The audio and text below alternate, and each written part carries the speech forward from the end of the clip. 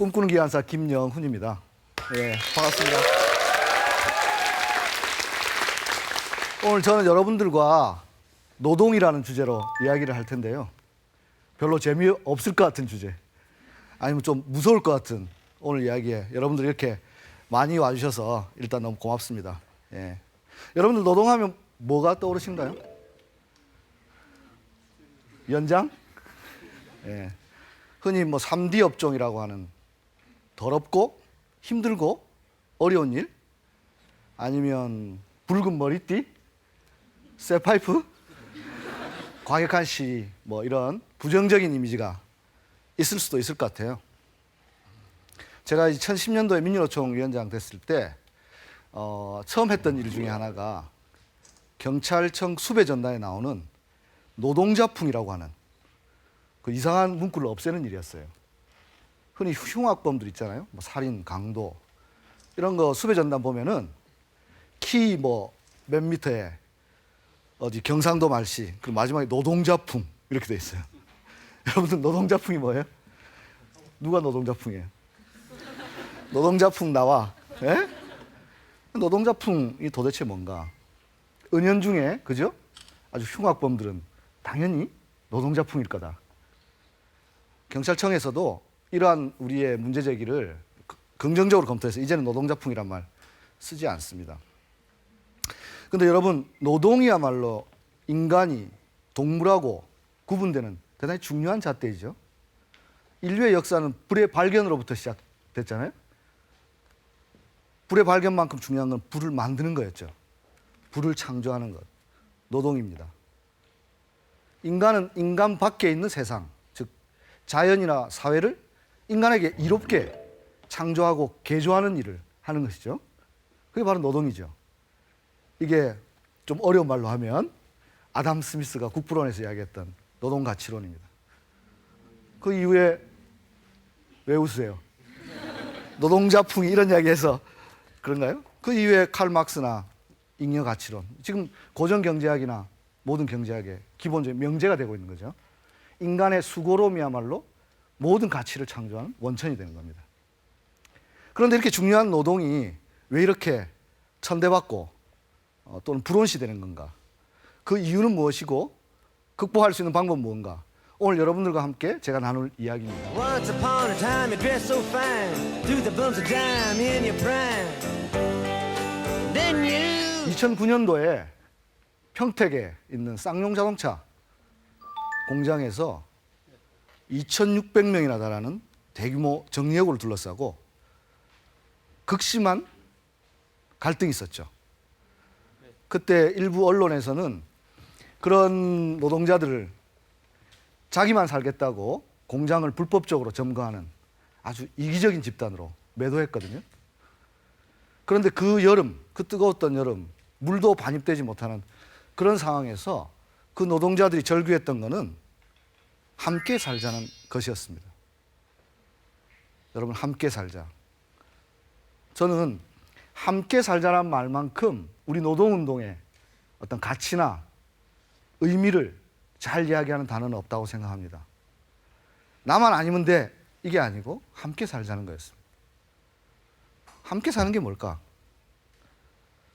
요즘 이제 복지국가 이야기들 많이 하죠, 그죠? 복지국가의 모델 하면 어느 나라 떠오르세요? 스위스, 노르웨이, 핀란드, 스웨덴. 우리나라는 안 떠오르세요? 스웨덴, 그죠? 우리는 과연 작은 미국이 될 것인가, 큰 스웨덴이 될 것인가, 이런 이야기도 많이 하는데, 요람에서 무덤까지 노동자들이 제일 살기 좋은 나라, 무상의료, 무상교육 뭐 이런 건 기본이고 제일 소득 양극화가 없는 나라이면서도 국제 경쟁력이 스위스와 함께 항상 1, 2위를 다투는 이 스웨덴 복지국가 모델을 만들었던 것은 1930년대 스웨덴 노총 LO 노동자의 강력한 지지를 등에 업은 스웨덴 3인당이 집권하고 나서부터 복지국가 초석을 닦았거든요. 스웨덴 3인당이 집권하면서 이런 이야기를 했어요. 임금 노동자들의 이익은 전 국민의 이익이다. 임금 노동자들의 이익은 전 국가적 이익이다. 이게 무슨 말일까? 개별 임금 노동자들이 잘 산다는 것을 어떻게 전체 국민들을 행복하게 할까? 여러분, 노동자는 사회적으로 세 가지 지위를 가지고 있습니다. 먼저 산업 현장에서는 생산자지요. 그죠? 노동자 하면 생산자. 두 번째는 산업 현장을 나왔을 때는 역시 수준 있으시네 대구에 소비자입니다. 또 납세자이죠. 노동자는 바로 생산자이자 소비자이고 국가에 대한 납세자입니다.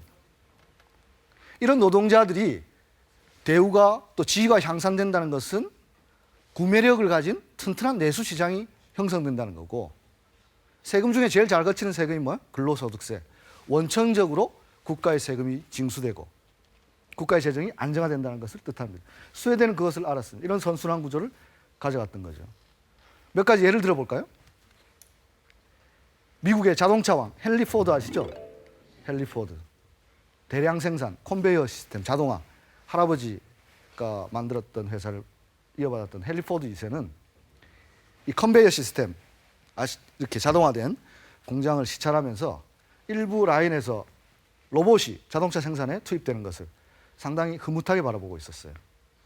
얼마나 비용이 절감될까. 노동자들 대신해서 로봇이 자동차를 생산하면. 함께 공장을 시찰하던 노조위원장이 이런 이야기를 했어요. 포드 사장님, 로봇은 결코 자동차를 구매하지 않습니다. 무슨 말일까? 노동자를 대신해서 생산 라인에서 로봇이 투입되고 그 노동자들이 실업자로 전락하게 되면 로봇들이 아무리 많은 자동차를 만들어도 정작 자동차는 안 팔립니다. 기업가는 생산이 주 목적이 아니고 결국 팔아서 이윤을 남기는 게 목적이죠. 공황은 이렇게 발생합니다. 생산은 과잉되는데 정작 구매할 노동자들은 소비 여력을 잃어버리는, 이것이 바로 공황의 시초입니다. 포드는 생각했습니다. 노동자들한테 적정한 임금을 주고 노동시간을 단축해 줌으로써 자동차도 사고 여가 활동도 할 수 있도록 마이카 시대를 열었던 거죠. 포드가 무슨 자선업자라서 우리 노동자들에게 다 포드차를 탈 수 있게 하겠다 이런 건 아니었던 거죠. 물론 그런 마음도 있었겠지만 레저 산업도 함께 발달했습니다. 최근에 예를 들어보면 일본, 옆나라 일본, 대단히 보수적인 아베 내각이 다시 출범했죠. 그죠? 아베가 재집권에 성공했습니다. 이 아베 총리가 집권하자마자 경제단체장들, 기업가들, 재벌들을 만난 자리에서 임금 인상을 요구했습니다. 그리고 아베 내각의 강요들이 일본 노동조합 총연합단체 랭고라고 하거든요. 랭고를 찾아가서 강력하게 임금 인상 투쟁을 전개해라. 이런 불온한 이야기를 했거든요. 왜 보수적인 아베 정부에서 노동자들의 임금 인상 투쟁을 배후 조정했을까요? 그것은 바로 20년 장기 불행에 빠진 일본이 더 이상 비정규 저임금 노동자들로 불황을 탈출할 수 없다고 하는 것을 인식하기 시작했습니다. 실제로 임금 인상을 시작했습니다. 여러분 춘투라는 이야기 들어보셨어요? 봄이잖아요, 봄. 봄에 하는 투쟁, 춘투. 일본에서 먼저 시작됐는데 우리나라는 추나 추동투죠. 1년 12달 투쟁한다고 해서 하는데 춘투는 바로 일본에서 이 봄에 임금 인상 투쟁을 강력하게 했던 걸 춘투라고 합니다. 7, 80년대 일본 노동운동 춘투를 통해서 임금 인상과 함께 평생 직장, 종신고용을 쟁취했죠. 그때 일본은 고도 성장을 하고 있었습니다. 일본 지금 노동운동 개점 휴업 상태입니다. 일본에서 파업이 일어났다는 소리 들어보셨어요? 파업하지 않습니다. 못합니다. 안 합니다. 그런데 왜 일본의 불황은 극복되지 않는 것인가? 흔히 노동운동이 경제성장의 발목을 잡는다 이런 이야기를 하는데 그 역입니다. 이런 예는 우리나라를 비교해보면 더 심각해지는데요. 1997년 IMF 외환위기 이후에 수많은 노동자들이 퇴출됐죠. 그죠? 거리로 쫓겨났습니다. 실업자가 되거나 아니면 비정규직으로 다시 그 일에 다시 하거나 아니면 강제로 자영업자로 내몰렸습니다. 혹시 여러분들 부모님들 중에 혹시나 그런 분이 계실지 모르겠지만 어떤 일이 벌어졌나요? 기형적으로 자영업자 숫자가 너무 많이 늘어났어요. 치킨집 피자집 많아도 너무 많아. 예? 자영업자로 내몰린 임금 노동자가 자영업자로 내몰리자 너도 나도 치킨집을 열었습니다. 일부 언론에서는 뭐 창업 열풍이다 이야기하지만 절대 그렇지 않죠. 왜 그럴까요? 구매를 할 임금 노동자 숫자는 줄어들고 치킨집은 더 늘어나니까 기존 치킨집까지 몰락했습니다. 우리나라 자영업자 비율은 OECD 국가 2배에 달합니다. 정상적인 국가가 아닙니다. 편의점 너무 많아요. 출혈 경쟁이 자영업자 시작됐습니다. 자영업자들이 노동자들 데모하면 짜증내고 하는데 그래서는 안 되는 거예요. 조금만 생각해 보면. 출혈 경쟁 급기야 30분 배달제. 알바생이 30분 만에 배달하다 오토바이 사고로 죽었습니다. 정말 야만적인 일입니다. 여러분 35분에 피자 먹어도 돼요. 하지만 출혈 경쟁을 하다 보니까 저 집보다는 좀 더 빠르게 해야 되고 그 30분 안에 가지 않으면 1,000원도 못 받아요. 알바생이. 그 사장님도 손해고 피해자고 그 알바생도 피해자입니다. 임금 노동자들이 줄어들면서 남아있는 임금 노동자 퇴근하면서 지갑을 열지 않습니다. 언제 잘릴 줄 모른다는 불안감 때문에 남아있는 분들도 돈을 안 씁니다. 내수시장은 살아남지 않습니다. 그 와중에 재벌들은 동네 상권까지 치고 들어왔습니다. 이런 비정상적인 경제는 더 이상 발전이 불가능합니다. 임금 노동자의 이익은 바로 전 국가적 이익이다만 여기서부터 시작됩니다. 근데 이건 제조업에만 해당되는 건 아닙니다. 철도 같은 공공분야는 어떻게 나타날까? 몇 년 전에 철도 노조에서 철도 민영화 반대하는 파업을 했죠. 그때도 일부 언론에서는 또 정부에서는 철도 노동자들이 자기 밖을 챙기기 위해서 국민을 볼모로 파업을 벌이는 아주 나쁜 집단으로 매도했는데요. 여러분 민영화라는 게 뭡니까? 상업적 논리에 따라서 하는 거죠. 이윤이 나지 않으면 어떻게 해야 될까요? 이윤이 나게 하거나 이윤이 나지 않는 걸 폐선하면 됩니다. 요금을 인상하든지 아니면 그래도 적자가 개선되지 않으면 지방선은 폐지될 것입니다. 철도 노동자 입장에서는 지방선에 노동하는 철도 노동자 입장에서는 구조조정 위협이 되겠지만 지방선에 생활하고 있는 주민들은 곧바로 공공서비스가 사라지는 피해를 입게 됩니다. 최근 사례는 또 우리 진주 도립의료원 사태 아시죠? 진주 도립의료원이 적자가 많이 난다고 해서 폐업한다는 거예요. 그럼 어떻게 되나요? 진주에 사는 사람은 울며 겨자 먹기로 몸이 아프면 취미로 몸 아픈 사람은 없어요. 어쩔 수 없이 몸이 아픈데 서울까지 가야 되나 아니면 대구까지 가야 되나? 돈보다 생명입니다. 이윤보다 안전입니다. 그런데 일부에서는 또 이렇게 이야기할 수 있어요. 아무리 그렇지만 국민의 세금으로 운영되는 공공기관이 그렇게 만성적인 적자를 내면 결국 그게 국민 부담 아니냐 이렇게 이야기할 수 있거든요. 근데 여러분 여기서 우리는 한 가지 중요한 문제를 생각해 봐야 합니다. 과연 철도나 병원 같은 데서 적자의 의미가 뭘까? 여러분 가격과 가치는 틀립니다. 가격은 상품에게만 매겨질 수 있는 돈으로 환산할 수 있는 거죠. 하지만 우리는 돈으로 환산할 수 없는 더 중요한 가치들이 많습니다. 여러분 생명의 가치를 돈으로 환산할 수 있나요?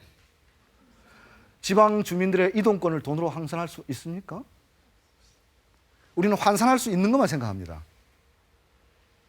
여러분들이 내는 열차 요금에 환산하지 못하는 다른 무형의 가치들이 있습니다. 예를 들면 이런 거죠. 철도가 만약에 안 다니면 도로 혼잡 비용이 급속하게 도로를 이용하게 될 것 아닙니까?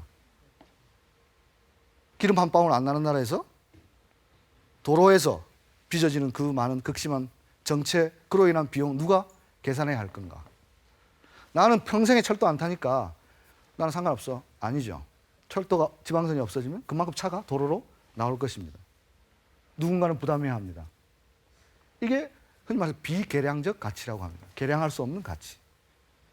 적자냐 흑자냐 한 기업에서 그것이 중요한 게 아니라 우리 사회에서 공기업이 가져야 될 역할이 뭔가 이런 것들을 한번 생각해 볼 필요가 있습니다.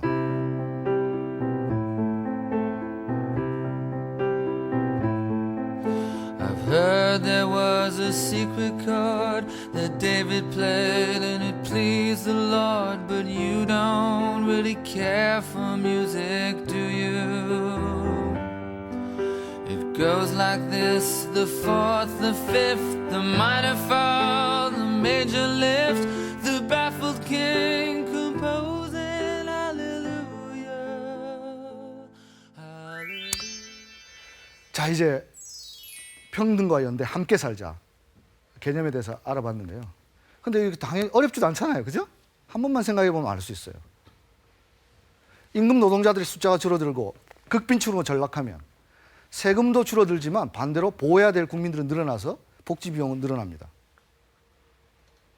국가 재정도 어려워집니다. 농민들은 어떤가요? 저고가 정책을 써야 됩니다. 저임금 노동자들이 폭동을 안 일으키기 위해서 삼시세끼는 먹어야 되는데 그러려면 싼 농산물을 공급해야 되죠. 농민들이 투쟁하면 중국에서 수입합니다. 이런 문제 악순환이 계속됩니다. 그런데 우리는 이러한 평범한 진리를 왜 모르는 걸까? 우리는 다 같이 노동하면서. 저는 많은 이유가 있지만 교육에 큰 문제가 있다고 생각합니다. 여러분, 누구도 여기서 이러한 노동법이나 학교에서 배운 분 계세요? 그리고 학교에서 나는 노동자가 될 거라고 생각하는 사람은 별로 없을 겁니다. 나는 열공해가지고 좋은 직장 가야지 이렇게만 생각하지, 아, 나는 노동자가 될 거야, 그래서 나는 노동자풍으로 거리를 활보하고 싶다 이렇게 생각하면 없잖아요. 근데 지금도 여러분 동료들 독서실이나 고시원 가보십시오. 얼마나 열공해야 노동자가 될 수 있습니까? 한때 있잖아요, 학교에서 성교육 시키는 거를 터부시하던 때가 있었어요. 성은 아주 더럽고 그리고 배워서는 안 되는 것처럼. 그때 어떻게 됐습니까? 그럼 아무도 안 배웁니까? 학교 밖에서 이상한 거 배워서 문제가 되죠. 진정한 선진국은 예비 노동자인 여러분들에게 그 노동법을 가르쳐야 합니다. 여러분, 교육의 본질을 이야기할 때 고기를 갖다 주는 게 아니고 고기 잡는 법을 가르쳐줘야 된다고 얘기하잖아요. 선생님도 그런 말씀 많이 하시잖아요. 맞습니다. 고기 잡는 법 중요하죠. 근데 고기 잡는 법만큼 중요한 거는 내가 고기를 잡을 권리와 기회를 박탈당하지 않을 방법을 함께 배워야 합니다. 그렇잖아요? 내가 학교에서 고기 잡는 법 배웠어요. 나왔는데 나는 그물 한 번도 못 던져봐. 내가 그물 던지려고 하니까 여기는 돈 내고 던져야 돼. 너는 안 돼. 어떻게 하나? 학교에서는 바로 지식과 양심을 가르침과 동시에 학교에서 배운 지식과 양심이 근본적으로 침해당하지 않도록 하는 그 방법을 함께 가르쳐야 합니다. 노동 관련법을 배워야 되는 이유는 바로 여기에 있습니다. 근데 너무 이상한 거는 학교에서는 또 맨날 배워. 네? 인간은 사회적 동물이다. 학교에서 배웠죠? 로빈슨 크루소 아세요? 무인도에서 혼자 못 살아. 그럼 당연히 연대해야죠. 아까 얘기했잖아. 너 아버지 뭐 하시노? 왜 물어보는데? 직업에는 기천없다 배웠는데 평등하고 연대가 중요한 가치로 생각하지 않고 경쟁과 차별이 우리 사회를 앞당기는 것으로 오해되고 있습니다. 여러분, 그렇지 않아요? 경쟁? 해야죠. 하지만 무한 경쟁, 아까 제가 말씀드린 신영복 선생님 그런 이야기 했습니다. 무한 경쟁은 마치 그림자를 쫓아가는 것 같이 허무한 일이다. 사람들은 함께 연대하면서 살아야죠. 학교에서 선생님은 윤리 시간에 그런 걸 가르쳐주면서 실제로 연대하는 방법 가르쳐주지 않습니다. 핀란드, 아까 복지국가 교육 유명하죠. 핀란드식 교육. 핀란드식 교육 핵심은 바로 집단의 힘으로 문제를 해결하는 능력을 가르쳐주는 겁니다. 청년 실업 문제, 구조적 문제죠. 취업은 구조적 문제죠. 실업이 구조적 문제라면 취업은 개인의 스펙의 문제가 아니었습니다. 아이들은, 청년들은 개인적으로 그 문제를 해결하려다가 정말 많이 힘들어합니다. 아프니까 청춘이다 베스트셀러 아시죠? 청춘이니까 여러분 연대해야 합니다. 여러분들은 나약한 취업 준비생이 아닙니다. 여러분들은 나약한 취업 준비생이 아니고 세상을 바꾸는 예비 노동자입니다. 우리 모두는 예비 노동자입니다. 이런 차원에서 노동의 이름으로 함께 연대할 수 있습니다.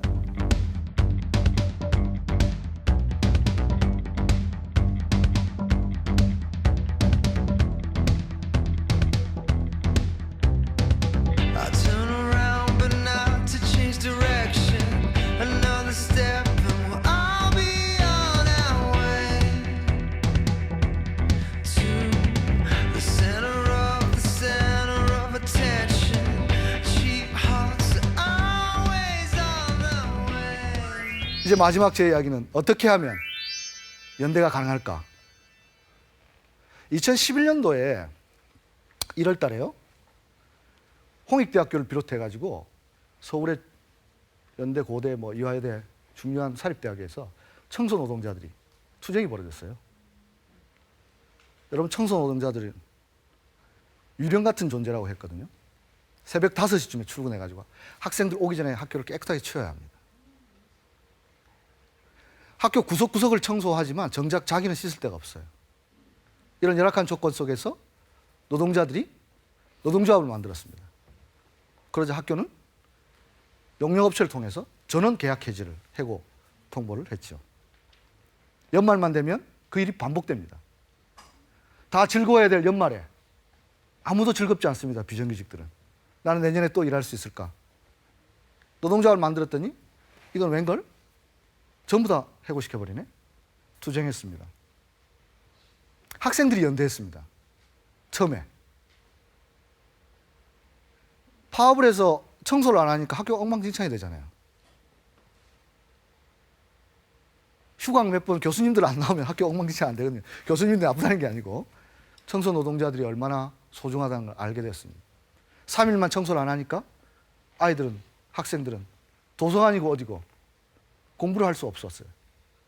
함께 연대해야 됩니다. 미래의 나의 모습이다 생각했습니다.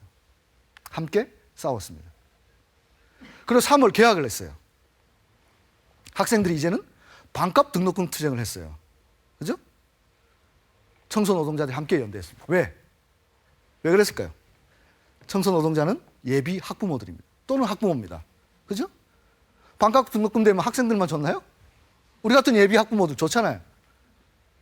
많은 학생들이 반값 등록금 투쟁에 나선 이유를 부모님들의 부담을 좀 더 덜어드리려고 그런 이야기 많이 하거든요. 정말 착한 학생들입니다. 예비 노동자와 예비 학부모는 그렇게 연대했습니다. 그리고 6월달 최저임금 투쟁에 같이 모두 같이 했습니다. 알바생도 최저임금 받고 청소 노동자도 최저임금 받고 웬만하면 다 최저임금입니다. 최저임금이 최고임금이 되어버렸습니다. 이렇게 아래로부터 연대가 대단히 중요하다는 것. 우리의 인식의 전환이 어떻게 세상을 하나씩 바꿀 수 있다는 중요한 사례입니다. 여러분, 전태일 열사 아시죠? 전태일 열사는 연대에 대해서 정말 소중한 말씀을 하셨습니다. 전태일 열사 1970년도에 근로기준법을 준수하라. 우리가 기계를 만진다고 기계처럼 대우하지 마라. 돌아가셨는데, 분신하면서 돌아가셨는데 열사께서 마지막 유서에서 이렇게 시작합니다. 친구여, 나를 아는 모든 나야, 나를 모르는 모든 나야, 부탁이 있네.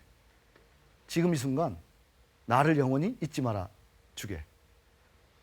나를 아는 모든 나, 나를 모르는 모든 나, 무슨 뜻일까?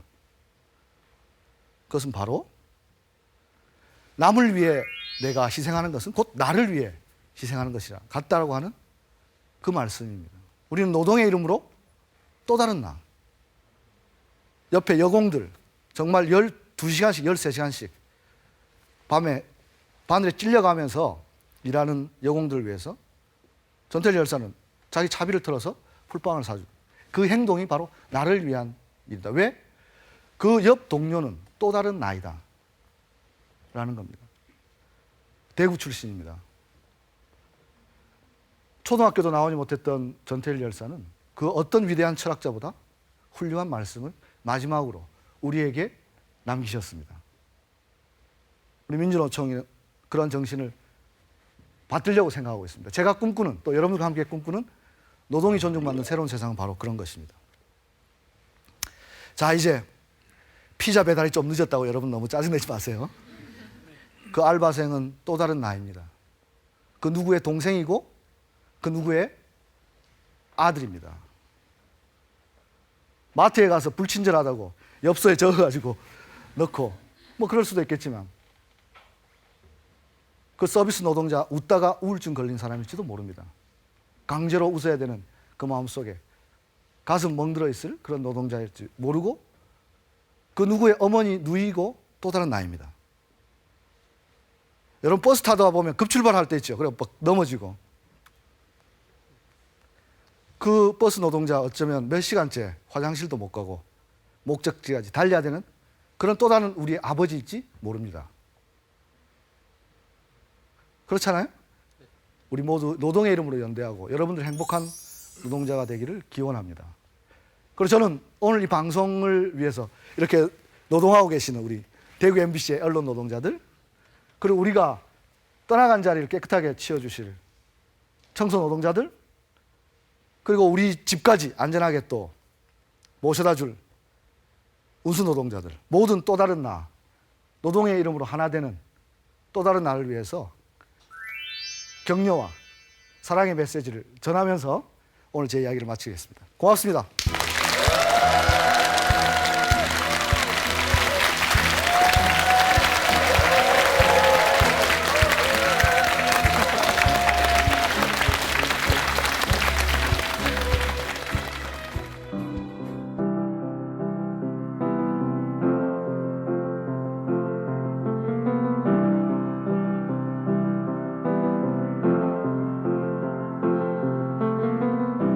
Imagine there's no heaven. See as if you try.